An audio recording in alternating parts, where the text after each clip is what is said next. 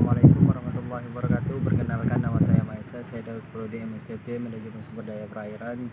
Di sini saya akan menjawab soal ujian akhir semester mata kuliah Islam Nusantara. Yang pertama soalnya ialah karakteristik Islam Nusantara dapat dilihat setidaknya 8 ciri-ciri yang menonjol. Coba sebutkan dan jelaskan ciri-ciri tersebut. Yang pertama yaitu Islam Nusantara atau modern Islam Indonesia adalah istilah untuk menyebut wujud empiris Islam yang dikembangkan di Nusantara. Istilah ini diperkenalkan dan digalakkan oleh Organisasi Islam Nahdlatul Ulama atau NU pada tahun 2015 sebagai bentuk penafsiran alternatif masyarakat global yang selama ini terlalu didominasi perspektif Arab dan Timur Tengah, misalnya Wahabisme dan Saudi. Di sini ciri-ciri Islam Nusantara adalah yang pertama yaitu tasawuf, rahmah, pengasih, anti radikal dengan budaya lokal. Islam Nusantara menggunakan pendekatan budaya yang simpatik dalam menjalankan syiar Islam. Ia tidak menghancurkan, merusak atau membasmi budaya asli, tetapi sebaliknya ia merangkul, menghormati, memelihara serta melestarikan budaya lokal. Salah satu ciri utama Islam Nusantara ialah mempertimbangkan unsur budaya di Indonesia di dalam merumuskan fikih. Mungkin cukup sekian jawaban yang pertama. Selanjutnya saya akan menjawab soal yang kedua, yaitu jelaskan pengertian Islam Nusantara secara sosiologis, historis, dan filosofis. Di sini saya mengambil dari Dr. Swedi, sejarah bahwa Islam Nusantara selama ini hanyalah dibahas dari sudut pandang politik anti-fasis saja. Isu Nusantara seharusnya dipandang dari berbagai sudut pandang, baik dari segi konteks keilmuan, filosofis, antropologis, historis, sosial kritik, dan lain sebagainya.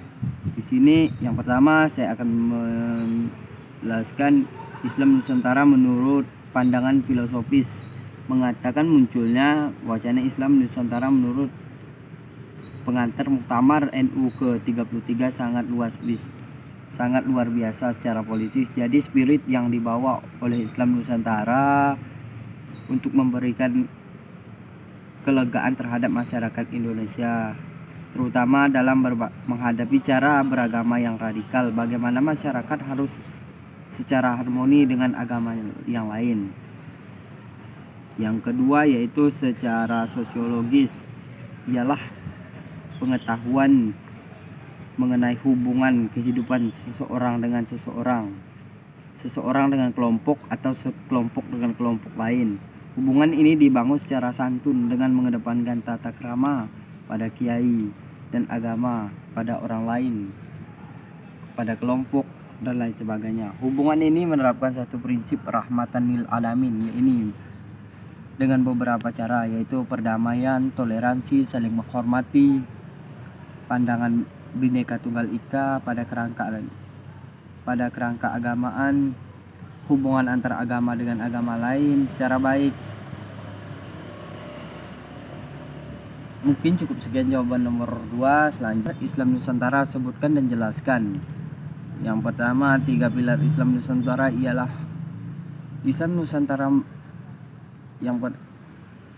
Yang ketiga ialah Islam Nusantara memiliki 3 pilar, yaitu fiqroh atau pikiran, harokah gerakan, dan amaliyah yaitu tindakan atau mengamalkan.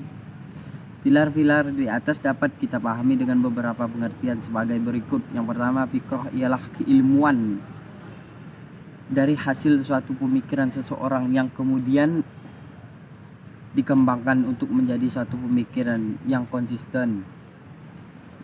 Yang kedua, harokah ialah dapat kita kenal dengan satu perilaku atau tindakan atau gerakan dari hasil pemikiran tersebut.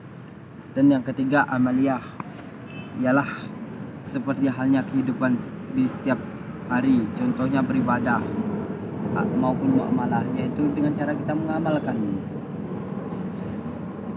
Mungkin Selanjutnya saya akan menjawab soal yang nomor 4 atau yang terakhir. Baru-baru ini pemerintah pusat menetapkan ibu kota negara atau IKN yang baru bernama Nusantara, tidak lagi Jakarta. Terkait dengan Islam Nusantara, seperti apa imajinasi atau konsep Anda terkait dengan kehidupan beragama di IKN Nusantara tersebut? Jawabannya ialah pindah ke Nusantara, calon nama ibu kota negara baru yang diwawancarakan sendiri oleh Presiden Joko Widodo melalui keputusan politik Presiden nomor 6 ini. NKRI akan memiliki satu istana baru, bukan gedung warisan VOC, bukan rumah yang selama ratusan tahun ini dipenuhi para gubernur jenderal. Akan tetapi dengan peristiwa bersejarah ini, lembaran baru Nahdlatul Ulama atau NU akan dimulai. Usia Jamiah Diniyah dan Ijtimaiyah yang jumlah warganya terbesar sedunia itu akan genap 1 abad.